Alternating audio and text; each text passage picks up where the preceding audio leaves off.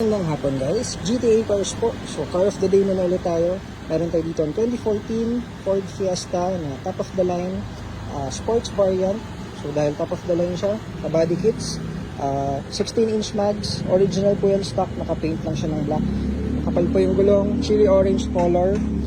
So hatchback po siya, mahaba yung spoiler dahil sports variant. So ending plate niya is 7, first day coding. So ito yung sa likod niya. So dahil hatchback siya, malaki yung cargo space niya. Sa loob naman, keyless entry pa na to. So kahit hindi nyo napindutin yung remote, pwede buksan yung kotse. Leather sidings, all power. Leather seats na rin, two-tone, kaya hindi mainit kasi fabric yung gitna. Tapos mileage niya is 63,000. So top of the line, syempre automatic climate control, automatic headlights, push start button, automatic wiper, rain sensing wipers. So all stock po yan, available sa showroom natin.